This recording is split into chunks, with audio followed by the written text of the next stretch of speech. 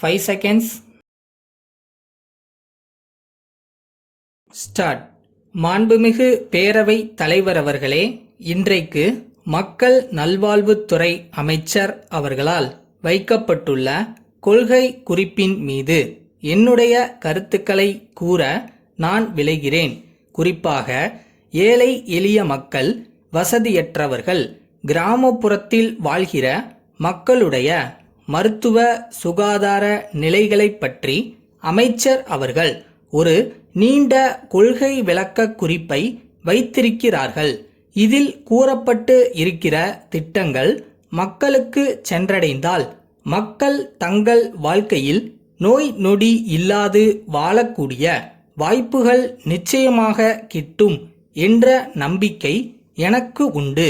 மருத்துவத் துறையில் படித்து பட்டம் பெற்ற மருத்துவர்கள் கூட இங்கே பேரவை உறுப்பினர்களாக வந்திருப்பது மிகவும் மகிழ்ச்சியை தருகிறது.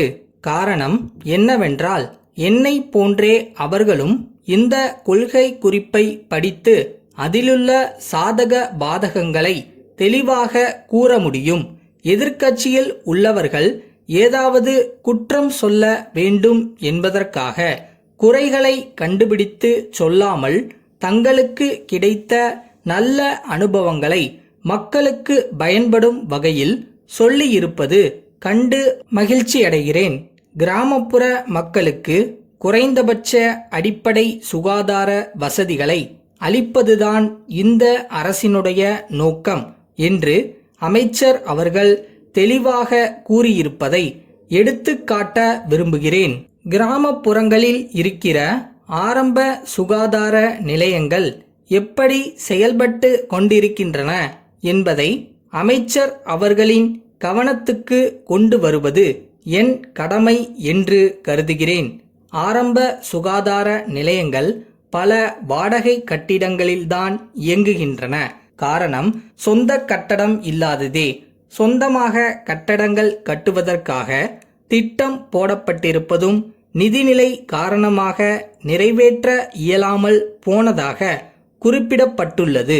ஆரம்ப சுகாதார நிலையங்களில் பணியாற்றுகிற மருத்துவர்கள் சரியான நேரத்துக்கு வருவதில்லை என்று அமைச்சர் அவர்களே குறிப்பிட்டு உரிய நடவடிக்கை எடுப்பதாகவும் சுட்டிக்காட்டி இருக்கிறார்கள்.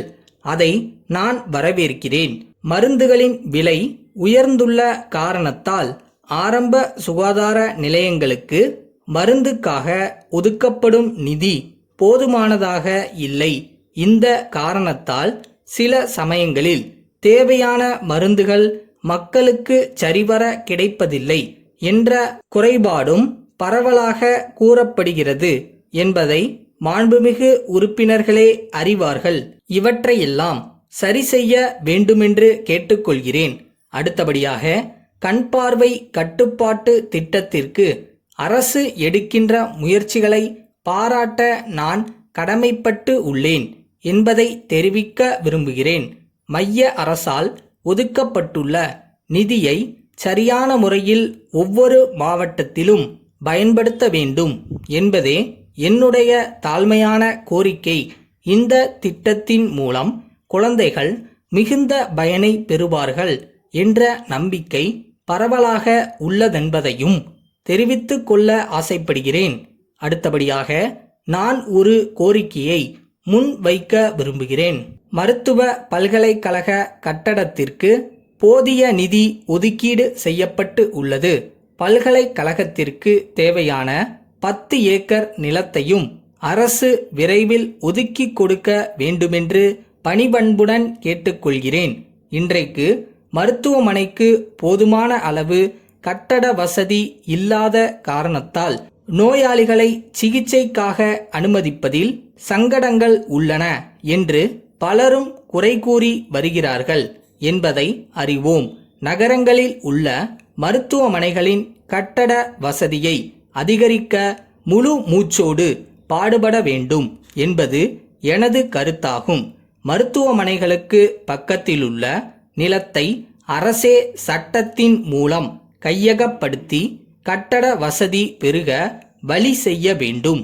மருத்துவ சேவை என்ற பெயரால் கட்டணம் வசூலிக்கலாம் என்று குறிப்பிடப்பட்டு இருக்கிறது. இது நியாயமானதல்ல. இதை அரசு ரத்து செய்ய வேண்டுமென்று கோரி நான் அமைகிறேன்.